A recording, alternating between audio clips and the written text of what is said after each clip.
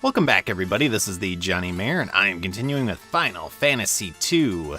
So we are in the Mysidian Tower, and we are continuing onward. We're roughly halfway done with this particular tower.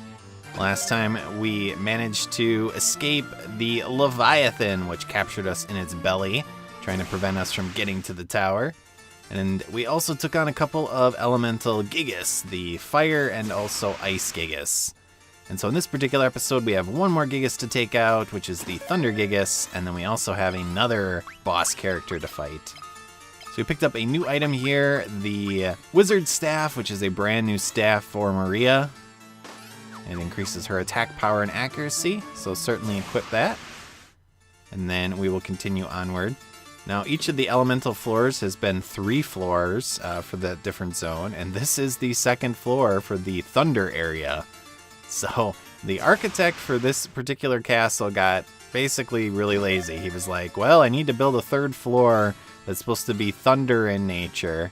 And obviously these are not really thunder in nature. There's nothing here indicating thunder, even though the boss will be the Thunder Gigas. And for the second of the 3 floors, he's like, all right, I'm just gonna cop out and put a really small floor. But here is the mage. He will transform, like the previous 2, into a Thunder Gigas with a little bit of a different effect. Again, very intimidating. He is the strongest of the 3. Basically, what we're going to do is try to mini him again. Now, if you want to take him on without using this particular spell, you can use Berserk, or you can try to attack him with magic abilities. He is weak to poison, as we successfully hit him with Mini yet again. So if you have the Scourge spell and you've been building that up, you should be able to do some damage to him, assuming you have a fairly high intellect / intelligence. But that is it for the elemental floors. So all we have left is to get up to the actual floor with Ultima on it. And so this floor is a bunch of dead ends, except this particular chest, which contains the Flare Tome, and some random enemies. I actually only took on 1 Death Blossom there, which is a palette swap of the kind of Death Flower that we faced previously. And we were able to get the Flare Tome. So Flare is the ultimate black magic in the game. Considering how late in the game we are, it would take a very long time of leveling to actually get it up to a point where it's going to do any sort of damage. And here's another of these just kind of very tiny rooms to continue the floor count in this particular tower. Now I'm gonna continue to work on it as we fight some new enemies here, the Ice Lizards. I wonder what they're weak to. And they do have this Ice Storm attack, which is pretty cool to look at. And it actually does a pretty decent amount of damage, especially to Rickard. But yeah, we're almost to the top. We have one more kind of mini boss to take on, and then we will have our ultimate magic spell. And Ultima is actually a white magic spell, so I'll be giving it to Furion once we pick it up. Now, Ice Lizards have about, I want to say, maybe 700 hit points, maybe 800. So if you blast them with 1 fire spell, that's been leveled a bit, and then hit them with maybe 1 or 2 physical attacks, they should go down. So we'll see if I can take them out this round. Oh, well, maybe they have more than 700. Looks like they got closer to maybe 900 or 1,000. I hope you enjoyed that Ice Storm animation. You get to see it a couple of times.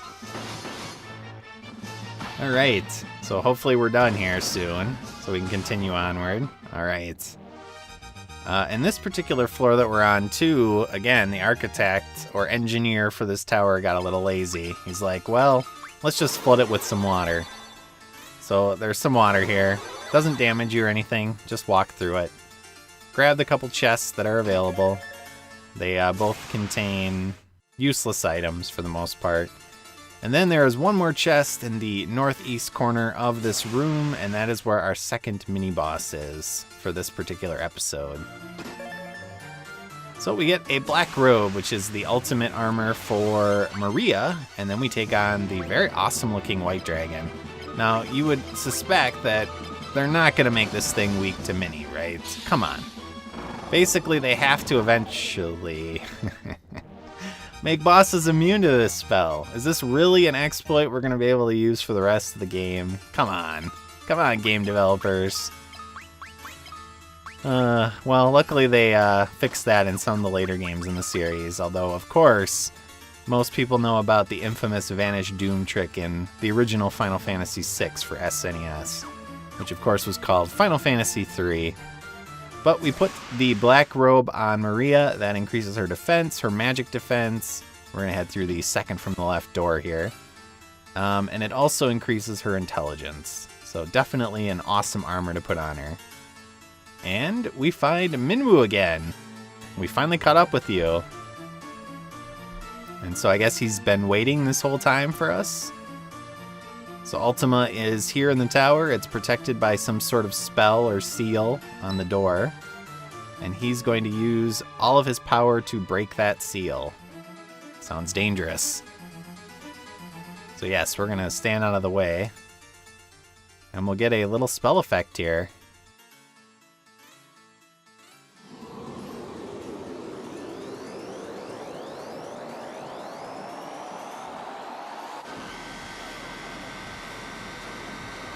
Will it work?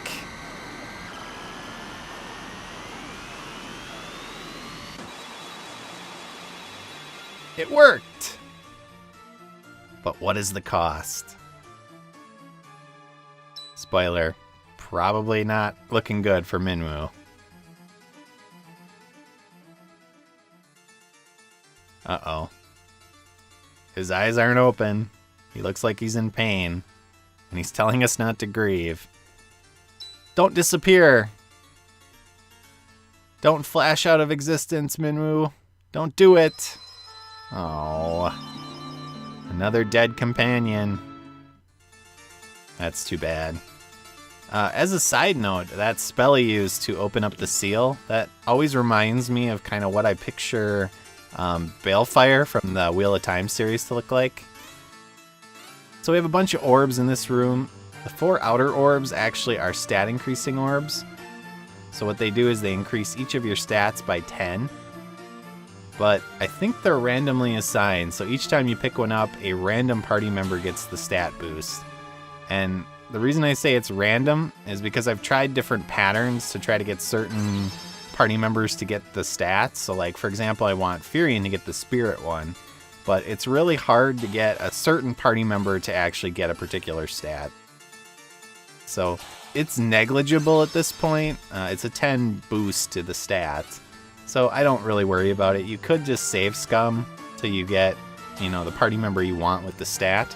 Or maybe you can find a pattern of going up to them and picking a certain one.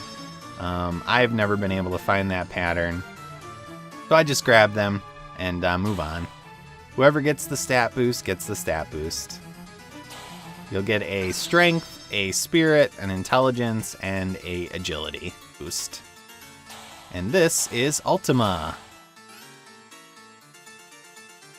The ultimate magic. What could stand before us? With this, we should be able to destroy anything immediately.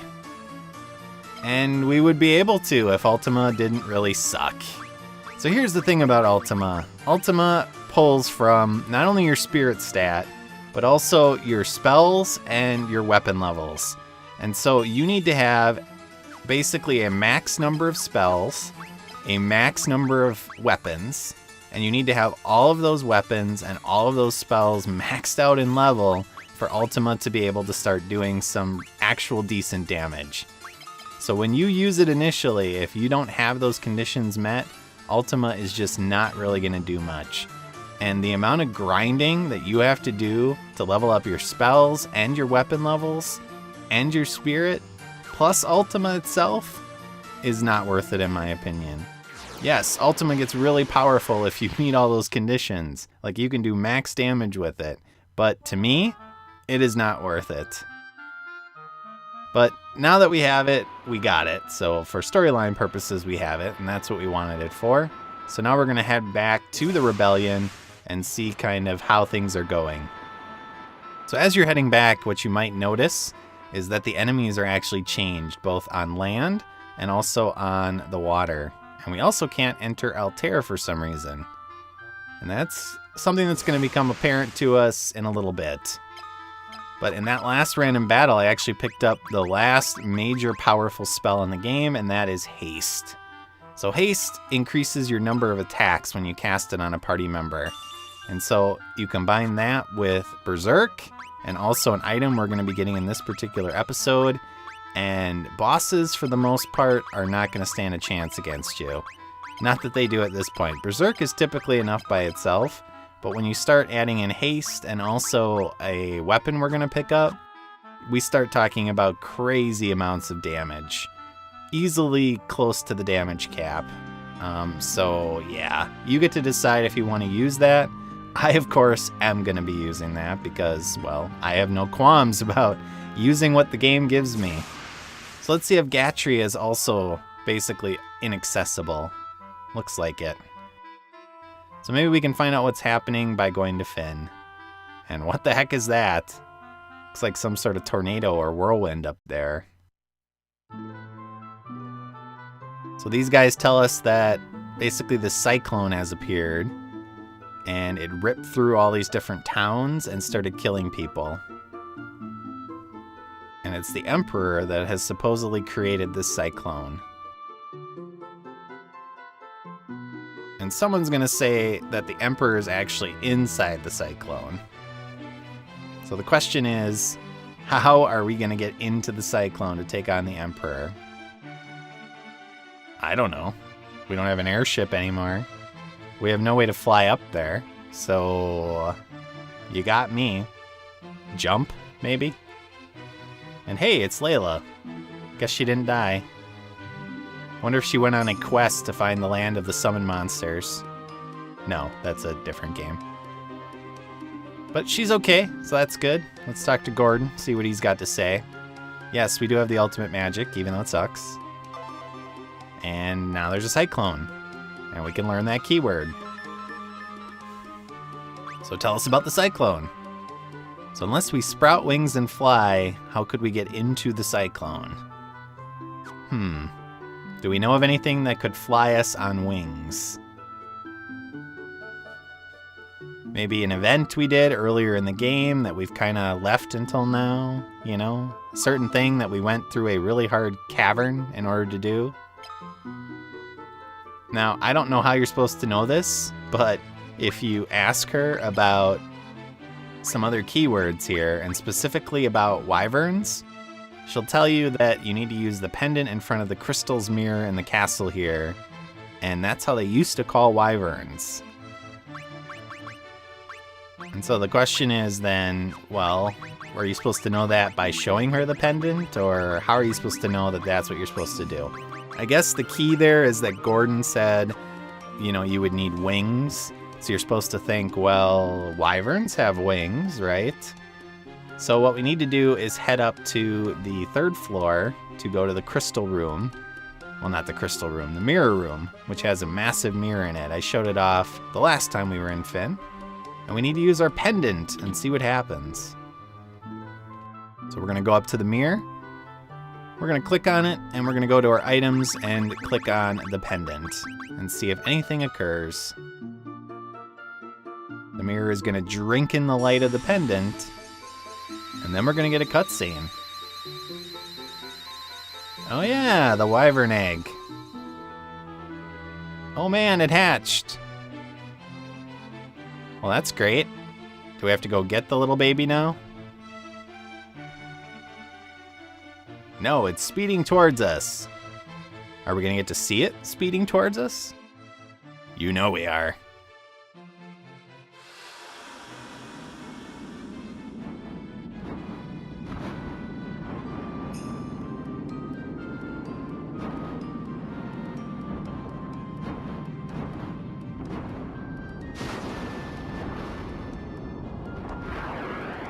Holy crap, it's Dragonite. Well, I think it looks like Dragonite. It actually kind of looks like a Dragonite-colored Charizard, in my opinion. But it's a Wyvern. So the Wyvern and the Dragoon are finally reunited. So now we have a means to access the Cyclone as it flies off. But it didn't fly too far because we actually have it in our inventory now as a key item. And not only is it a key item, it is actually the first example of a summoning spell in the game. So if you use it in battle, it'll cast a fire spell on the enemies. So I came to the town here because everyone's dead, except these people. And we need to talk to one of the survivors of this calamity that has occurred. And we also need to do some inventory management. So yes, most of the people are gone, but someone who survived is Paul. And so, as is the case throughout this game, if you have questions or you don't know where to go, you can talk to Paul, and sometimes he'll be able to tell you the next step. So, how do we fight a Cyclone? Good question. Well, we have a Wyvern. Is that helpful? Maybe we can show that to Paul. Nothing happens. Okay. Yes, we're planning to go into the Cyclone. Is that a problem? Oh, that makes us mad. Well, we are mad. We're angry at that Emperor. Except I think he meant in the crazy sense. Then he tells us about a secret storeroom to the side of his bed. And so this is something that we are going to, of course, take advantage of because there's items in here. And not only are there good items in here, well, a couple good items. We get another black garb, which is a good set of armor for Rickard. We get an elixir and a gold hairpin. And the key thing we get is the blood sword. Finally, we have a blood sword. So what is the blood sword? The blood sword is a staple in the Final Fantasy series. It does damage and it heals your party member who uses it. And it's based on a percentage. So because of that, when you fight a boss with it, it'll do massive amounts of damage to the boss based on their total HP. And it also will heal you for that amount. So that is awesome. So we're outside, we're gonna head towards the whirlwind. And next time, we're actually gonna climb the whirlwind and see if we can take out the Emperor and end this war forever. Especially with our new weapon, the blood sword. So enjoy this little cutscene as we head towards the very ominous looking castle that apparently is existing inside of this Cyclone. And next time we will climb to the top because our Wyvern cannot just drop us at the top. No, it's gonna drop us at the bottom and we're gonna have to climb the whole way because reasons. And next time we will actually do that. So thanks for watching, viewers. I hope you enjoyed this episode and I'll see you all next time. So long.